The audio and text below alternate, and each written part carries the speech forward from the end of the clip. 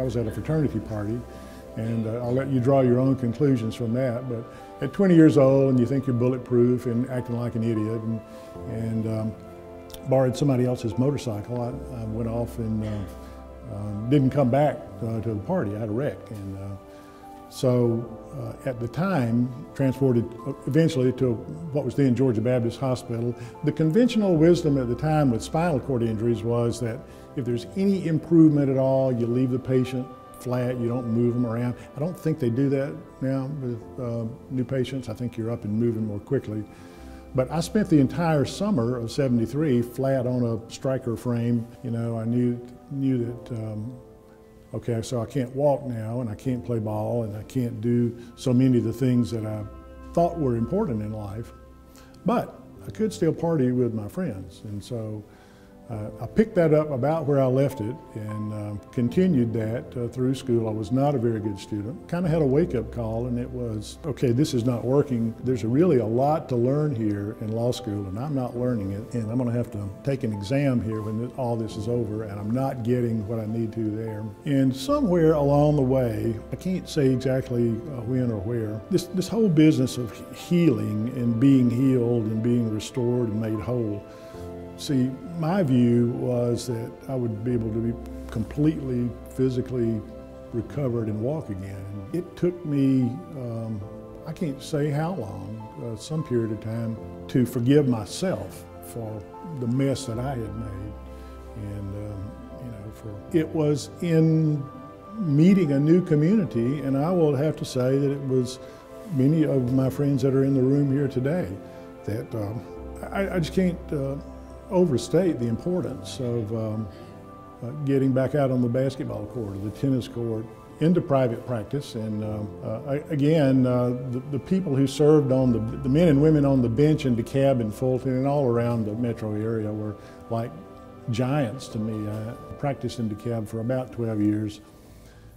When our daughter was 3, we moved back to my home in Jackson County, where I was in private practice for about another 12 years. So all in all, I was a lawyer for about 25 years. An opening on the Superior Court bench was available by a retiring judge, so I applied, and then Governor Barnes appointed me, and I've been there now for 16 years at the end of this year. So to be open-minded, to listen fairly and openly, and get rid of your biases to the extent that you can, and your prejudices. We all have them. We don't want to admit it, but we do. And apply the law, and only the law, of physical healing, but being restored to a sense of wholeness, and knowing that, okay, well, this is life for me now, but it's going to be different, and this is how I do this.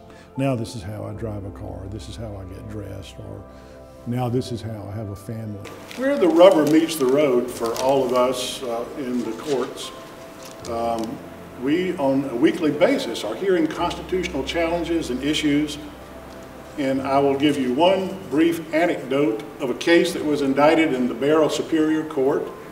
It was a DUI case involving driving under the influence of drugs. A motion to suppress based on Fourth Amendment grounds was filed by the defense lawyer.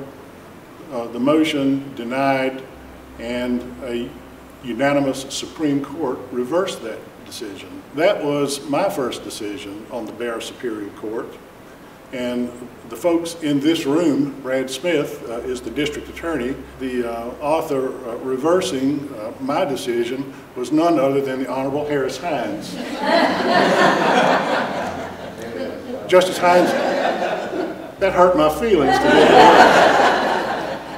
But after I got over that, it occurs to me that that's the way it works. The Constitution, as a living, breathing document, is one that we study, we argue about, we make rulings on. Sometimes our rulings are affirmed, sometimes they're reversed. But as we move through and try to study hard and make the right decisions about fairness and what these principles of equal protection and due process really mean, we are informed, and we change as society changes.